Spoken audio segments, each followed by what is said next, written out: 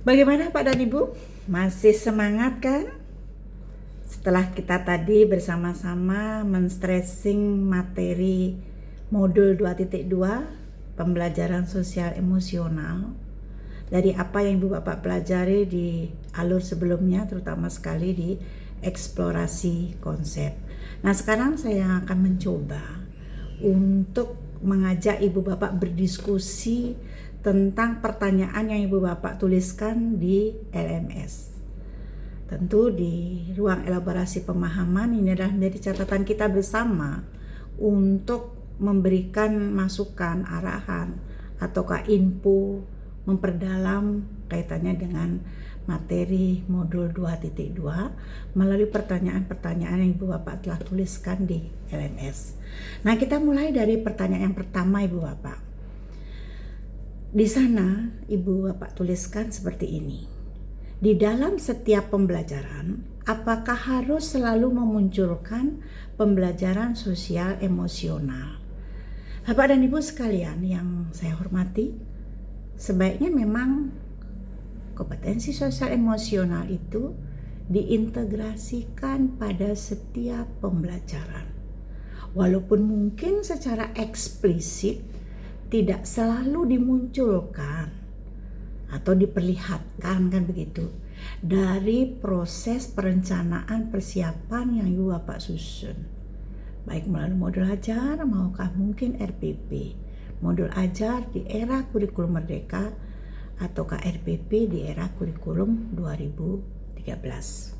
Bagi yang pergunakan kurikulum mereka dan kurikulum 2013 mungkin sudah bisa memulai persiapan seperti apa, dan itu memang tidak harus secara eksplisit dimunculkan, tapi dalam konsep pelaksanaannya sudah terintegrasi pada setiap pembelajaran. Lanjut kita ke pertanyaan yang kedua. Mengapa penting seorang guru harus memahami dan menerapkan pembelajaran sosial emosional? Nah, menurut Ibu Bapak bagaimana? Silakan Ibu Bapak tuliskan di kolom chatroom dengan bahasa atau dengan kalimat yang singkat tapi mencerminkan apa yang dipertanyakan oleh teman kita di LMS itu. Silakan Bapak dan Ibu. Terima kasih sudah banyak yang menuliskan ini. Terima kasih luar biasa, ini hampir mirip antara satu dan lain karena Ibu Bapak sudah sangat memahami apa menjadi konsep modul kompetensi sosial emosional di modul 2.2 ini. Luar biasa Pak dan Ibu. Terima kasih bagi yang sudah menuliskan di kolom chatroom, sudah memberikan kontribusi untuk memberikan beberapa catatan-catatan kaitannya dengan pertanyaan yang diberikan oleh rekan kita di LMS. Betul Bapak dan Ibu sekalian, apa yang Ibu Bapak tuliskan itu adalah seperti itu harapannya Pak dan Ibu. Jadi kemampuan berinteraksi sosial emosional ini penting dilakukan. Kenapa? Karena dapat membantu siswa di dalam mengembangkan kemampuan berinteraksi dan berkomunikasi dengan baik. Ini kan sangat diperlukan Bapak dan Ibu dalam kehidupannya sehari-hari. Tidak melulu di lingkungan sekolah, tentu akan berimbas juga di lingkungan masyarakat, termasuk di dalam kesehariannya di lingkungan keluarga. Siswa yang memiliki keterampilan sosial yang baik cenderung lebih sukses dalam berbagai aspek kehidupan, termasuk nanti di dalam pengembangan karirnya. Dan tentu ini juga ada hubungannya dengan kondisi kehidupan pribadinya. Lanjut kita melihat pertanyaan yang ketiga. Saya bacakan seperti ini pertanyaannya Pak dan Ibu.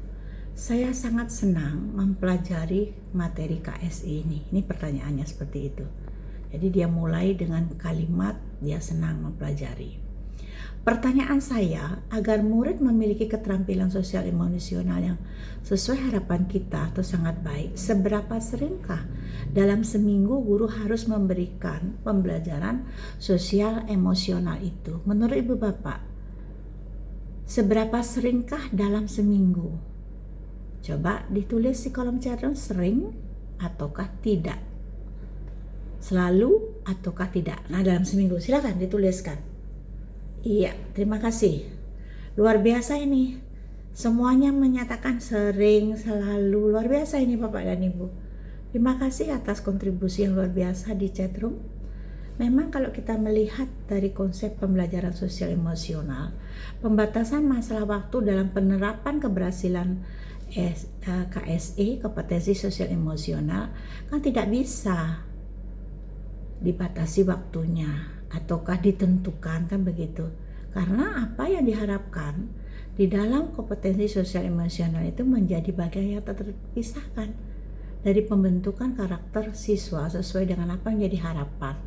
Masa pembentukan karakter ada jedanya atau dengan waktunya, kan enggak. Jadi sepanjang hari, setiap saat, sesering mungkin. Betul sekali apa yang Bapak sampaikan. Lanjut ke pertanyaan yang keempat. Sebagai manusia biasa, guru bukanlah malaikat.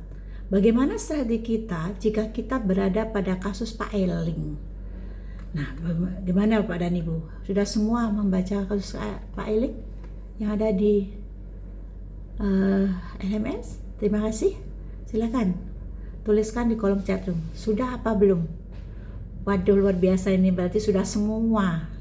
Terima kasih Bapak dan Ibu, luar biasa Bapak dan Ibu sudah mencoba mengikuti alur di eksplorasi konsep terutama sekali.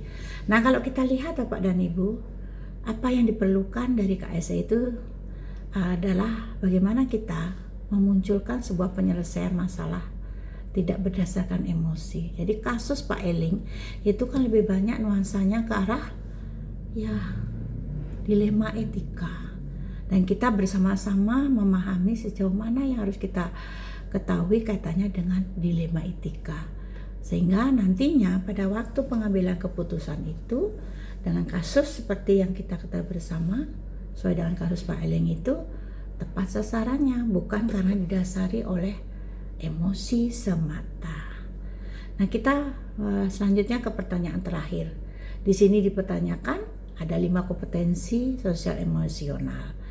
Nah, dari itu manakah yang perlu diterapkan disesuaikan dengan kondisi dan emosi? Apa yang harus diterapkan di sana? Begitu pertanyaan Ibu Bapak. Menurut Ibu Bapak, apakah di sini ada hal-hal yang perlu diterapkan? Karena pertanyaannya bagaimana langkahnya? Apakah ada hal-hal yang tidak ataukah tidak menyesuaikan dengan langkahnya, kan begitu Pak dan Ibu? Tentu kita di sini kembali melihat, kan begitu. Ada 5 kompetensi sosial yang perlu diterapkan disesuaikan dengan kondisi yang dihadapi oleh siswa kita. Dari langkah kesadaran diri, bagaimana pengelolaan diri, adanya kesadaran sosial empati, kemudian keterampilan membangun sebuah relasi, dan akhirnya berakhir dengan pengambilan keputusan yang bertanggung jawab. Tentu langkah-langkah yang diambil tidak bisa kita mengesampingkan apa menjadi harapan kita untuk kita maknai terhadap 5 kompetensi sosial emosional itu. Luar biasa Pak dan Ibu, semangat selalu sudah memberikan kontribusi di ruang ini kaitannya dengan kita bersama-sama memberikan beberapa penekanan terhadap apa yang dipertanyakan oleh teman-teman kita di LMS. Bisa kita mulai selanjutnya Pak dan Ibu. Semangat selalu, masih semangat ya? Terima kasih, masih semangat.